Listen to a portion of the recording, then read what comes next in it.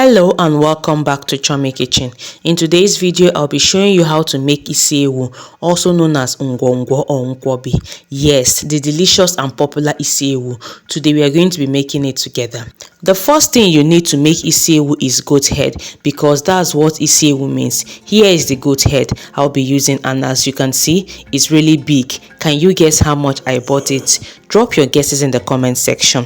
I've already washed it off camera. Personally, I like buying my goat head whole like this. My grandfather has this belief that cooking goat meat whole without chopping it into chunks makes it more delicious, and honestly I agree with him.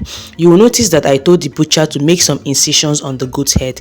This helps it cook faster, allows me to wash it properly, and also allows the spices to penetrate well since it's not chopped. For those of you who may not have seen goat head before, this is exactly how it looks like. Now let's start the cooking. In a clean pot, I'll add the goat head, some onions and water. The onions act as a natural tenderizer that helps the meat cook quickly. At this stage, I'm not adding any seasoning or salt, just onions and water. I'll allow it to cook for 13 minutes. After 13 minutes, here is what it looks like. You can see the flesh is already starting to fall off the goat head. Now it's time to add the rest of the ingredients.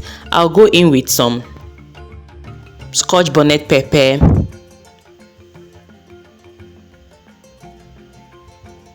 salt, seasoning cubes. I'll also add a bit more water. Give it a good mix. Then cover the pot and let it cook for another 30 minutes until it's properly done. By the way, I'm using the female goat head, so it takes longer to cook, while the male one cooks faster. After cooking for extra 30 minutes, here is what the goat meat looks like. As you can see, it's properly cooked. I will take it off the stove and let it cool down completely for the next step. Now let me run you through the rest of the ingredients we are using to make the Nkwobi, that is Isi Ewu. I have some oba, which is also known as opaka, some otazi, some onions, chopped onions, Scotch bonnet pepper, crayfish, Ungu, and also blended ehuru, that's calabash nutmeg. So here is Ungu, also known as palm ash. We are going to be using it in preparing the Isi Ewu.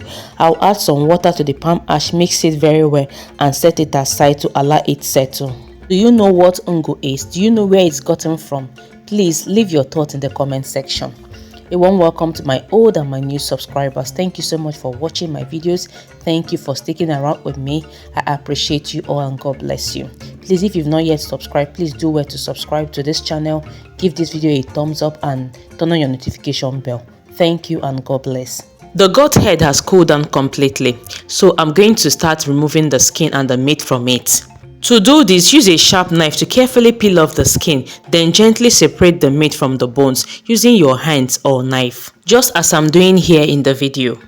I really enjoyed this process. It's a bit of work, yes, a little stressful, but it brought back so many memories. It reminds me of my grandfather. He was always the one in charge of deboning the goat's head, removing the skin and flesh. He would lay out a plantain leaf on the floor and use a special knife that is very sharp to do it. Watching him from afar, he would finish in just few minutes, and the next thing I will hear, "Ah, Maka, come and carry this thing." I will run.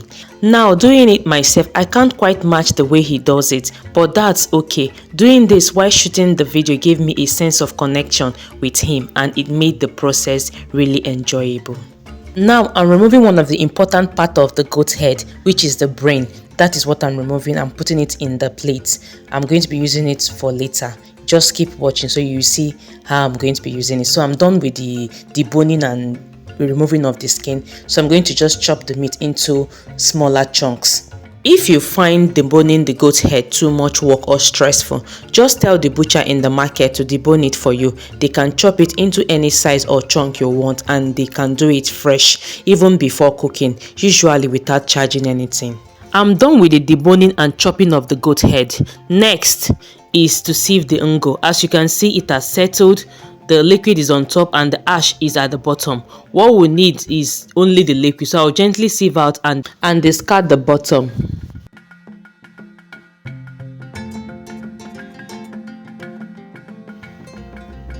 I will sieve again the second time to make sure the palm ash, that is the Ungu, is very clear. Here is the final outcome. Next, I'll get a clean dry pot, Please make sure the pot is at room temperature, not hot, because if it is hot, you won't get the right consistency for making isi ewu. I'll pour in some palm oil, also at room temperature, and then start adding the ungu gradually while stirring. As I add and stir, you will notice the color changing from red to yellow and the mixture becoming thicker. I will keep adding until all the ungu is used up, and then continue mixing until it's smooth. This forms the base for isi ewu, and if you skip this step, you won't get the right consistency.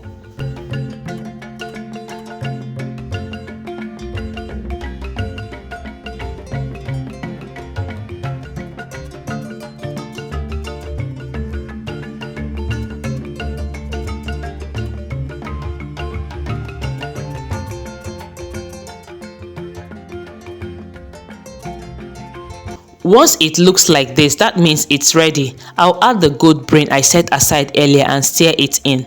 The brain combines with the ungu mixture to form a smooth thick sauce for the isi ewu.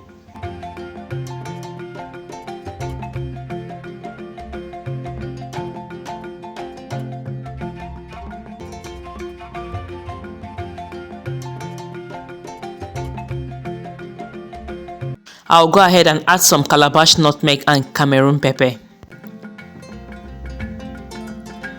some crayfish, scotch bonnet pepper. Then I'll mix them together properly. I'll add my ubada izopaka. Then I'll mix to combine them properly.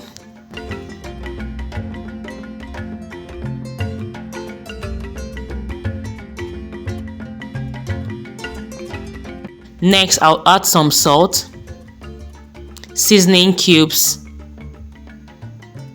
mix them properly. I tasted to see if anything is missing, but it came out nice. Now I'll bring back the deboned goat head and add it into the pot. The list of all the ingredients I use will be in the description box. Please check it out. Then I mix everything thoroughly so that the ungu base, pepper and spice blend well into the goat head. If you've watched to this extent and you've not yet subscribed, what are you waiting for? Please subscribe, share this video, like this video. It will help me get more visibility. Thank you.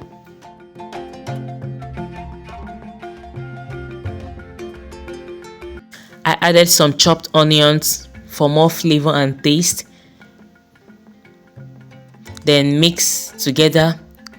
Then add more scotch bonnet pepper, more crayfish. Then add my utazi.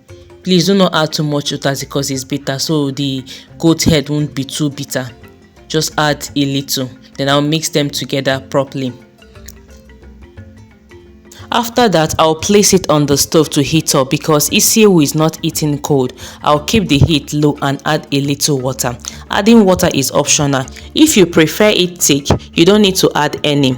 But I like mine slightly lighter, so I will add a bit. Cover the pot and let it steam for about 5 minutes. After 5 minutes, I'll open the pot, give it one last stir, and our isi ewu is ready. It looks so delicious and tasty. I tasted it and honestly, there is no need to adjust anything. The seasoning, the salt were just perfect. You can see me giving it thumbs up because it truly came out very delicious. And that's it. Our isi ewu is ready. Serve it hot, garnish with a little utazi leaf and onions if you like, and enjoy it with chilled drink. Thank you so much for watching. If you enjoyed this video, please give it a thumbs up, subscribe to Chummy Kitchen, and share this recipe with your friends and family. Let me know in the comments, will you be trying isi ewu soon?